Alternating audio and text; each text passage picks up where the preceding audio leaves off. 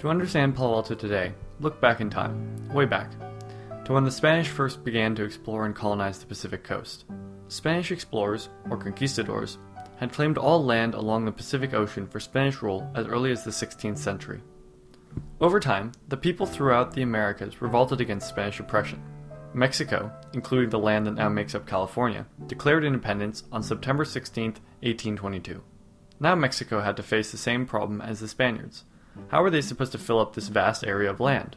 The Mexican government solved this problem by giving out huge sections of land to settlers, essentially for free. One grant given to Jose Pena included 4,400 acres we now call South Palo Alto. It was named Rancho Recono de San Francisquito. 45 years later, in 1847, two brothers named Sequendito and Teodor Robles purchased the land from Jose Pena for only $3,500. That may sound like a lot of money, but actually it's incredibly cheap. However, the Robles brothers had some financial, money-related problems. They had an extraordinary number of children. Don Sequendino and his wife Don Maria Antonia had 29 children, although only 8 lived to become adults.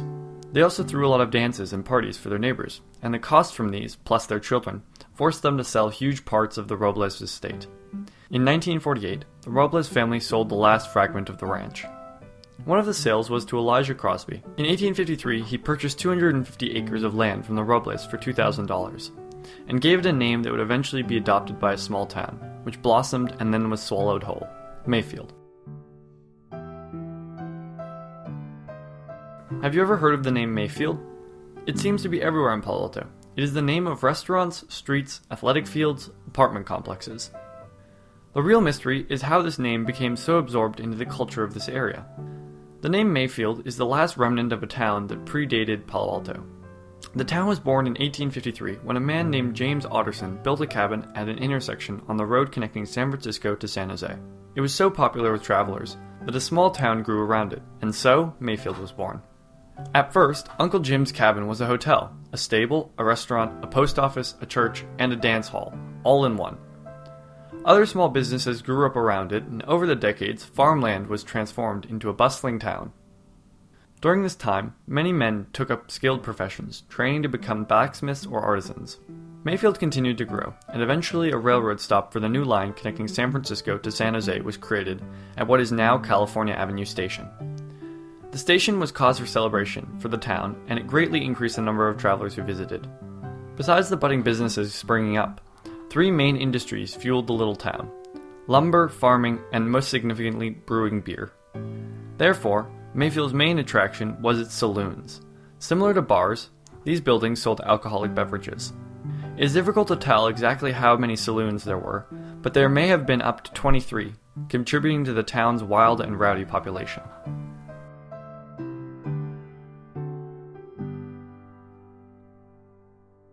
After Leland and Jane Stanford established their now famous university, they decided that the school needed a town to go with it. The only problem?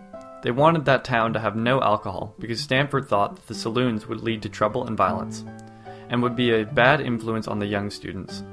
Stanford approached Mayfield's town leaders with his offer to be a university town with no alcohol, but they laughed at him and refused. Instead, Stanford used his business contacts to purchase a chunk of land. Eventually, these sold for $25 to $100 per lot and became the city of Palo Alto. Think about it. Imagine buying your house lot for only $25. Palo Alto began to take off, and by 1893, there were 400 people living in the town. At this point, the members of the town decided that they wanted to be able to govern themselves, and they set up a local government. A budding rivalry began to develop between the towns of Palo Alto and Mayfield. Palo Alto thought it was a better town because there was no alcohol. The city leaders continued to argue with each other over the drinking issue, going so far as to barricade El Camino and isolate both towns from one another. The bickering continued. Palo Alto grew stronger because of Stanford University's positive reputation, while Mayfield's economy suffered because families moved away. Eventually, Mayfield gave up and voted out the saloons in 1904. On January 1st, 1905, alcohol could only be sold in hotels, and only with a very specific and detailed permit. With this change, Mayfield restored its reputation and was seen as an inspiration. Now that Mayfield and Palo Alto resolved their disputes about the liquor, the two towns were very similar and began talking about merging.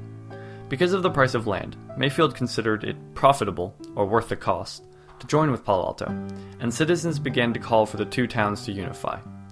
Finally, the movement was successful, and in 1925, Palo Alto absorbed Mayfield. Palo Alto would continue to grow over the years, annexing surrounding land until reaching the size that we see today. Mayfield was gone. The little town, older than Palo Alto, and largely the reason for its success, was no more. But it was not entirely forgotten. The name of the town has been absorbed into the culture of Palo Alto. It shows up everywhere now.